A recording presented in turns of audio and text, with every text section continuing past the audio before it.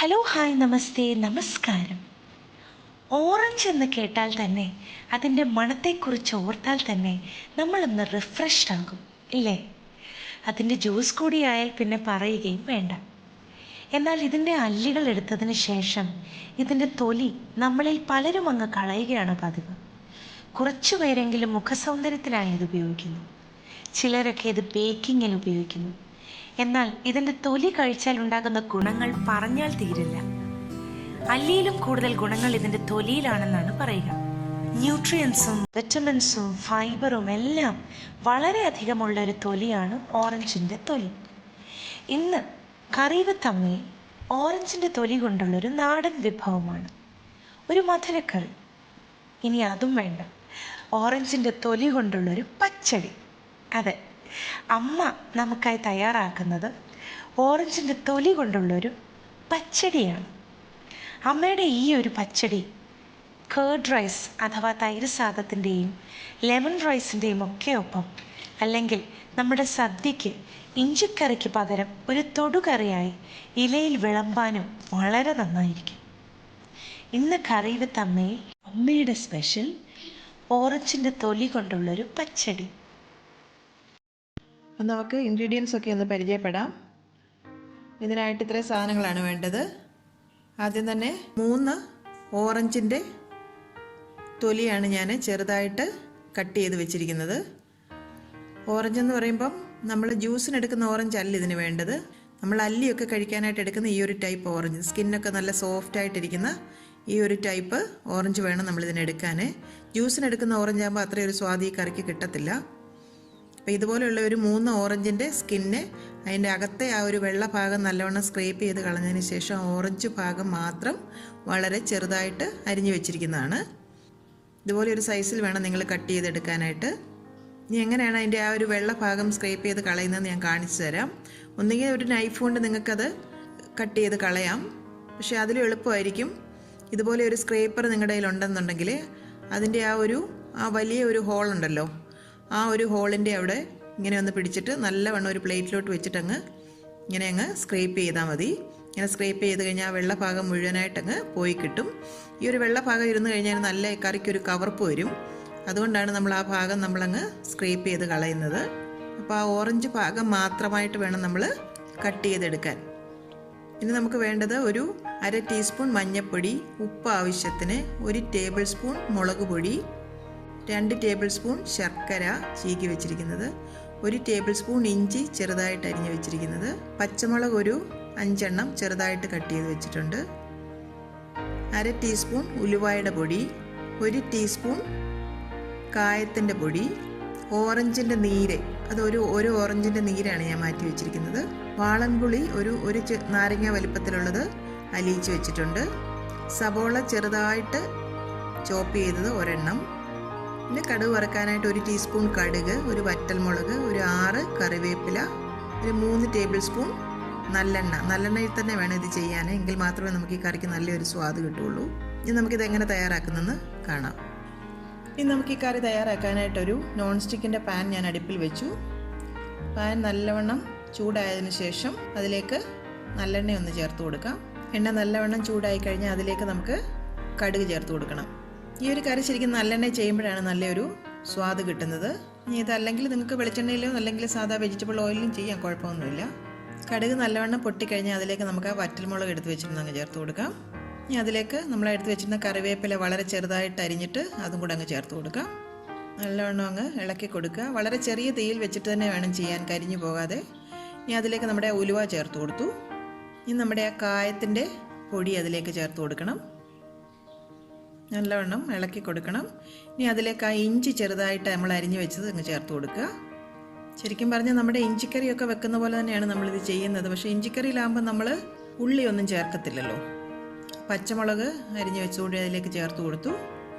ശരിക്കും ഈ ഓറഞ്ചിൻ്റെ തൊലി എന്ന് പറഞ്ഞു കഴിഞ്ഞാൽ വളരെയധികം ഗുണങ്ങളുള്ള ഒരു സ്കിന്നാണ്. അപ്പം നിങ്ങൾ ഒരിക്കലും ഇനി അത് ഓറഞ്ച് കഴിച്ചിട്ട് അതിൻ്റെ തൊലി കളയരുത്. ഇതുപോലെ ഈ ഒരു കറി ഉണ്ടാക്കി നിങ്ങൾക്ക് ഫ്രിഡ്ജിൽ സൂക്ഷിക്കാം. വളരെ ചെറിയ തീയിൽ തന്നെ വെച്ചിട്ട് വേണം നമുക്കിത് ചെയ്യാനായിട്ട്. ഇപ്പോൾ ആ ഇഞ്ചിയും പച്ചമുളകും എല്ലാം നല്ല മൂത്ത് നല്ലൊരു മണമൊക്കെ വരുന്നുണ്ട്. ഇനി അതിലേക്ക് നമ്മൾ ആ ചെറുതായിട്ട് അരിഞ്ഞു വെച്ചിരിക്കുന്ന ഓറഞ്ചിൻ്റെ തൊലി അങ്ങ് ചേർത്ത് കൊടുക്കണം. ഇതുപോലെ വളരെ നൈസായിട്ട് തന്നെ അരിഞ്ഞെടുക്കണം. ഈ ഓറഞ്ചിൻ്റെ തൊലി നല്ലവണ്ണം മൂത്തില്ലെങ്കിൽ അതിൻ്റെ ഒരു കവർപ്പ് വരും. ചെറിയ തീയിൽ വെച്ച് തന്നെ നല്ലവണ്ണം ഈ തൊലി നല്ലവണ്ണം മൂപ്പിച്ചെടുക്കണം. നമുക്ക് ഓറഞ്ച് ഇഷ്ടപ്പെടുന്ന എല്ലാവർക്കും ഈ ഒരു കറി ഇഷ്ടപ്പെടും. നിങ്ങളെല്ലാവരും തീർച്ചയായിട്ടും ഇത് വീട്ടിൽ ട്രൈ ചെയ്ത് നോക്കണം. നമ്മുടെ വെയിറ്റ് ലോസിന് നല്ലതാണ്. ഇതുകൊണ്ട് ടീ ഉണ്ടാക്കി കുടിച്ചാൽ, ഈ ഒരു സ്കിന്നിട്ടിട്ട് നമ്മൾ ടീ കുടിച്ചാൽ. നമുക്കതിലേക്ക് ആ ചെറുതായിട്ട് അരിഞ്ഞു വെച്ചിരിക്കുന്ന സബോളയും കൂടെ ഒക്കെ ചേർത്ത് കൊടുക്കാം. ആ തൊലി നല്ലവണ്ണം മൂത്ത് കിട്ടിയതിന് ശേഷം വേണം നമ്മൾ ഉള്ളി ഇട്ട് കൊടുക്കാൻ. ആദ്യം നമ്മൾ ഉള്ളി ഇട്ട് കഴിഞ്ഞാൽ പിന്നെ നമുക്ക് ആ ഒരു തൊലി ശരിക്കും ഇതുപോലെ മൂപ്പിച്ചെടുക്കാൻ പറ്റില്ല. ഇനി അതിലേക്ക് കുറച്ച് ഉപ്പും കൂടെ ചേർത്ത് കൊടുത്തു. നമ്മളെടുത്ത് വെച്ചിരുന്ന മഞ്ഞൾപ്പൊടി അങ്ങ് ചേർത്ത് കൊടുത്തു. ഇനി നല്ലവണ്ണം അങ്ങ് വഴറ്റിയെടുക്കണം. കുറച്ച് എണ്ണയും കൂടെ നിങ്ങൾക്ക് വേണമെന്ന് തോന്നുകയാണെങ്കിൽ കുറച്ച് ശകലം ഒരു ടേബിൾ സ്പൂൺ എണ്ണയും കൂടെ നിങ്ങൾക്ക് ഒഴിച്ചു കൊടുക്കാം. ഉള്ളി നല്ലവണ്ണം അങ്ങ് വഴണ്ട് കിട്ടണം. ചെറിയ തീയിലിട്ട് തന്നെ ഇത് നല്ലവണ്ണം അങ്ങ് വഴറ്റുക. കുറച്ച് ഉപ്പും കൂടെ നമ്മൾ ചേർത്ത് കൊടുത്തു. കണ്ടില്ലേ, ശരിക്കും എല്ലാം കൂടെ നല്ലവണ്ണം അത് മൂത്ത് വന്നിട്ടുണ്ട്. ഇനി നമുക്കതിലേക്ക് നമ്മളാ എടുത്ത് വെച്ചിരിക്കുന്ന മുളക് പൊടി അങ്ങ് ചേർത്ത് കൊടുക്കാം. തീ എപ്പോഴും വളരെ സിമ്മിൽ തന്നെ വെക്കണം. മുളക് പൊടി ഇട്ട് കഴിഞ്ഞാൽ പെട്ടെന്ന് തന്നെ കരിഞ്ഞു പോകും. വീണ്ടും നല്ലവണ്ണം അങ്ങ് ഇളക്കി യോജിപ്പിക്കുക. ഞാൻ മുളക് പൊടിയുടെ പച്ചമണമൊക്കെ ഒന്ന് മാറി വരണം. ശരിക്കും ആ ഓറഞ്ചിൻ്റെ ഫ്ലേവർ ഇഷ്ടപ്പെടുന്ന എല്ലാവർക്കും ഈ ഒരു കറി നിങ്ങൾക്ക് ഇഷ്ടപ്പെടുമെന്ന് എനിക്ക് ഉറപ്പുണ്ട്. നിങ്ങളെല്ലാവരും ഇത് വീട്ടിൽ ട്രൈ ചെയ്ത് നോക്കണം. തീർച്ചയായിട്ടും അഭിപ്രായങ്ങൾ എന്നെ അറിയിക്കുകയും വേണം. ഞാൻ പറഞ്ഞതുപോലെ പ്രാവശ്യം ഓണത്തിന് സദ്യ വിളമ്പുമ്പം നിങ്ങൾ ആ ഇലയുടെ സൈഡിൽ ഇഞ്ചിക്കറിക്ക് പകരമായിട്ട് ഈ ഒരു തൊടുകറി നിങ്ങൾ ഉണ്ടാക്കി നോക്കണം. ഇഞ്ചിക്കറി പോലെ തന്നെ എല്ലാ ഗുണങ്ങളും ഉള്ള ഒരു കറിയായിരിക്കും ഇത്. ഇഞ്ചിക്കറി എന്ന് പറയുമ്പം ശരിക്കും 1000 കറിക്ക് സമമാണെന്നാണല്ലോ പറയുന്നത്. ഇതിൽ ഇഞ്ചിയുമുണ്ട്, ഓറഞ്ചിൻ്റെ തൊലിയുമുണ്ട്.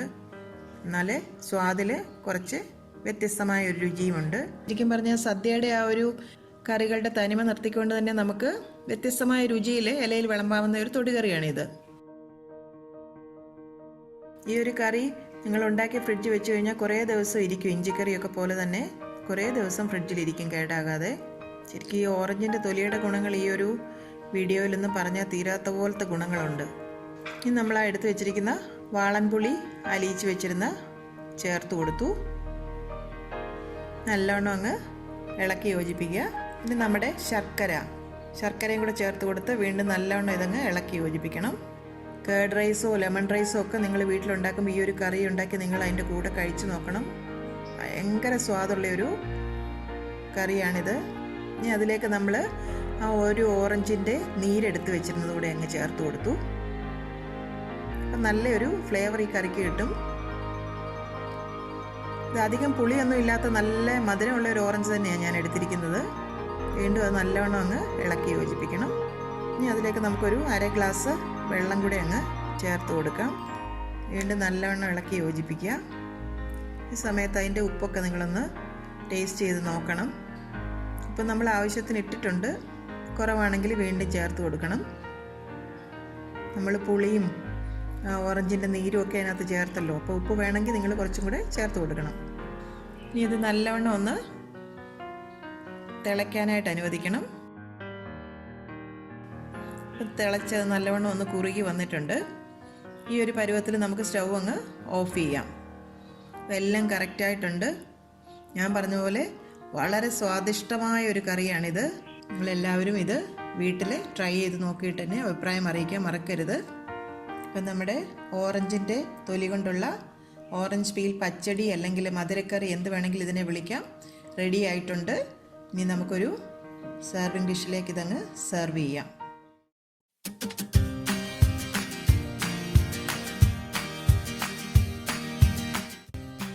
അമ്മയുടെ ഇന്നത്തെ റെസിപ്പി നിങ്ങൾക്ക് ഇഷ്ടമായെങ്കിൽ ഈ വീഡിയോ നിങ്ങൾ തീർച്ചയായും ലൈക്ക് ചെയ്ത് ഷെയർ ചെയ്യണം. ഒപ്പം തന്നെ കറി വിത്ത് അമ്മ സബ്സ്ക്രൈബ് ചെയ്യാനും ബെൽ ഐക്കൺ ക്ലിക്ക് ചെയ്യാനും മറക്കരുത്. പെട്ടെന്ന് തന്നെ ഞാനും അമ്മയും മറ്റൊരു റെസിപ്പിയുമായി എത്തും. അതുവരേക്കും നന്ദി. Good bye.